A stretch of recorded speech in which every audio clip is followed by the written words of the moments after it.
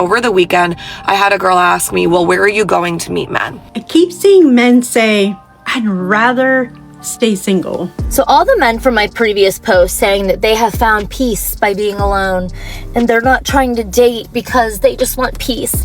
Are you trying to say that we don't bring peace to your life? Sis, I need your help. What are we doing in 2026 for dating? Right now, London is experiencing what I call the great date drought of 2026. What's up, y'all? Welcome to Desktop Drop. No sugarcoating, just a conversation. Sis, I need your help. What are we doing in 2026 for dating? And I don't mean that, boys that you last meet for 3 months. I'm talking long term. Like, I am looking for my husband. I want to have a family, a beautiful partner. I want us to be married one day. I want to have a family of my own. I don't know what to do. All of my friends have beautiful partners, marriages, children, babies, and no one has anyone that they can introduce me to.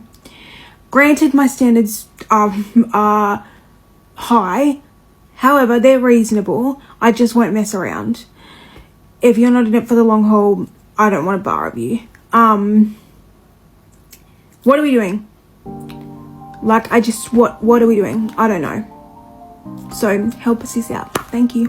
A lot of marriage-minded men quietly checked out after years of modern dating, rewarding confusion, endless options, and temporary attention over loyalty, peace, and commitment.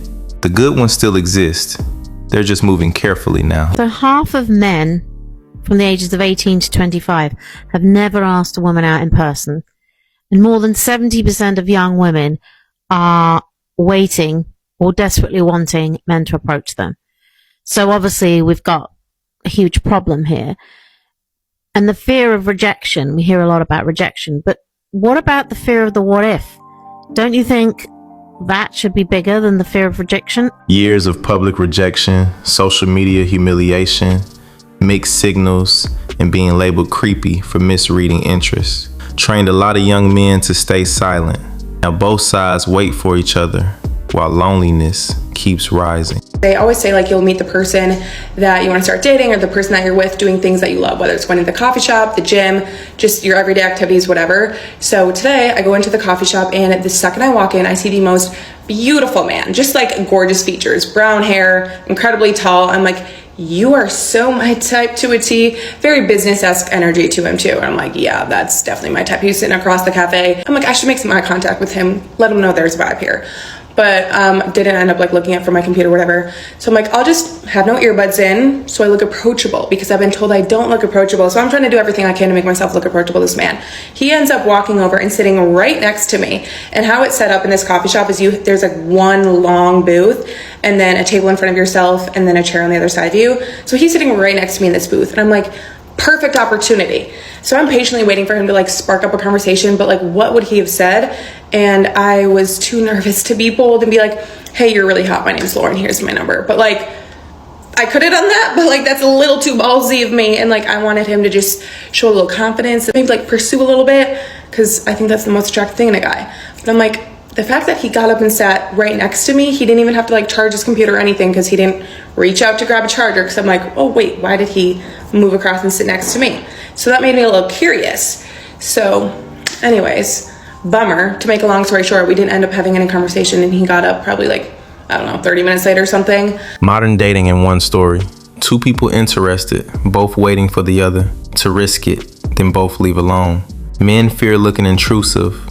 Women wait to be pursued, and chemistry dies in silence. Party together, my brother and all his friends are there, and there's this one friend of his that I've always thought was like super cute. And I'm like a very flirty person, so like I will literally flirt with everybody, and I was like really flirting with him, having an amazing time, or so I thought. Like going back and forth, having what I thought was like a really good banter. You know, when you're like having a conversation with somebody and the banter is so good and everything is just flowing, like that's how it felt. I was feeling on cloud nine. Touching his arm, I'm getting real close, you know, like I'm putting on all the moves and I'm thinking this is going amazing. Like he will kiss me by the end of the night.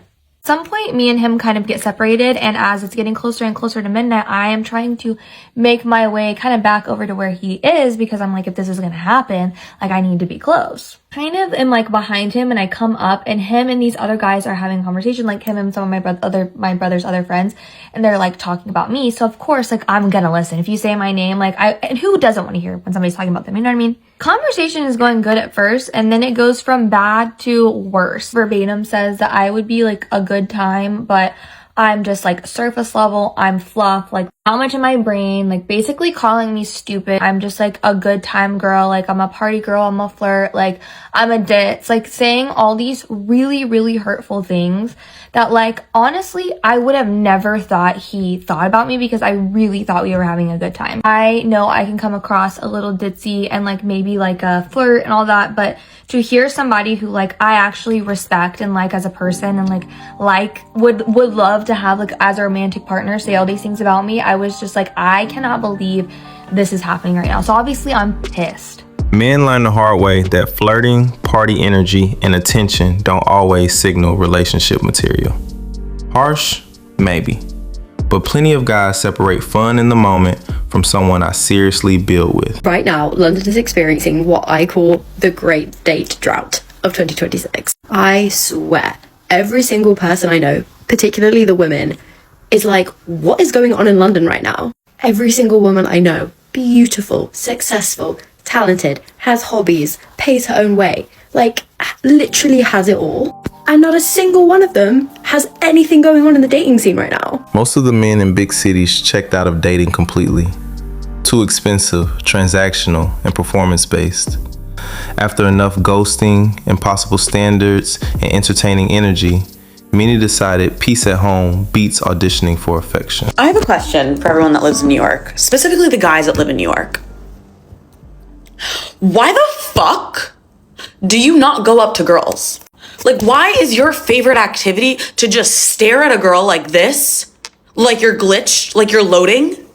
I spent the first 2 years of college abroad, and coming to the US, to New York specifically, was such a culture shock. I cannot go from guys literally coming up to me and asking me to marry them to this. So let me know which dating app I should get on because apparently you can't meet people in real life in New York. Hinge is way too basic and all of my friends complain about it. They said good things about Hoppy, but I'm still waiting for an access code, so let me know. Guys adapted to the environment.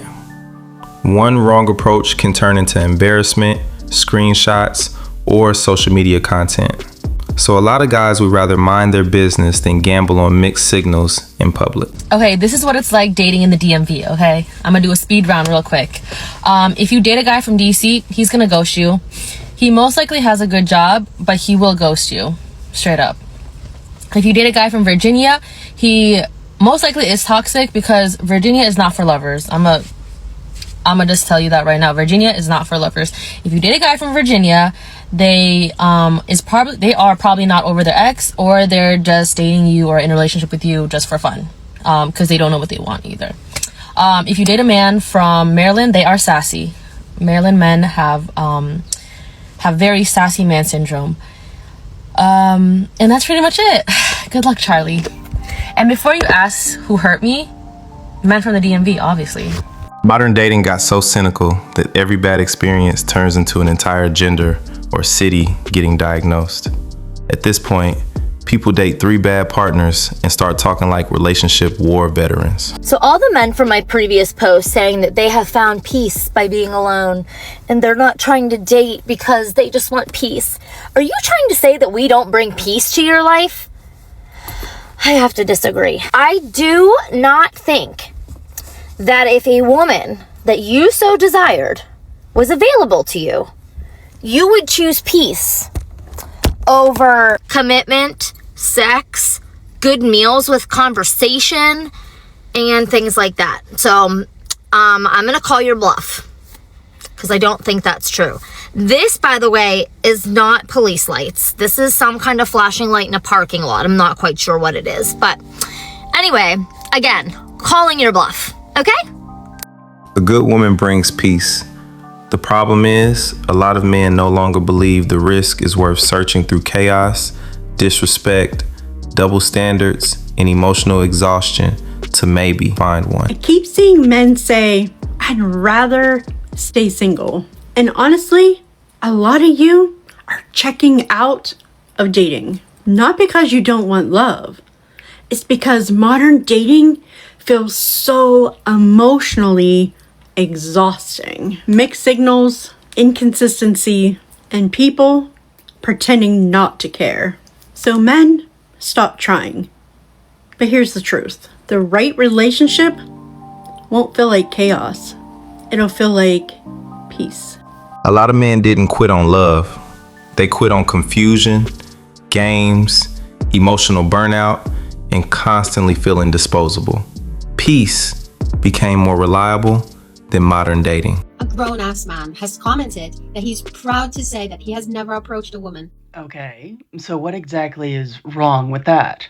I honestly was not expecting this. I seem to have collected all of the incels in my comment. Because they've never voluntarily approached a woman, that automatically makes them an incel? I don't think they know what the definition of an incel actually is. Guys, welcome, but this is not a safe space for you. And I could say the very same thing. 784 people liked this comment. What the fuck is going on? Almost 800 men sat there, liked this, and said, yeah, same. I keep telling a lot of those ladies out there that some men are simply not interested in dating. Yet somehow some of you find that really hard to believe. As if this is something to be proud of. Oh, I wonder how they're going to try to shame men for their choices today. The male loneliness epidemic, honestly, is not bad enough. And you've only got yourself to blame for this. What? How exactly does that make sense in context with that statement? I made a video that went viral about respectfully approaching a woman on the street, as one does when you want to meet someone new. Got 100,000 views and thousands of incels in the comments. As someone in The Princess Bride once said, you keep using that word. I don't think it means what you think it means. Some of the comments went like, I don't want to be arrested. How do you approach a woman that you're scared to be arrested? I think that's a you problem. They're just listening to the thousands of women that have told men to leave them alone. So why would they approach? Proudly never approached anyone. Yikes. What's with the yikes? Another word that I don't think they know what it means. Because if a man chooses not to approach a woman, that means he's choosing not to be in a relationship with anyone or even attempt to be.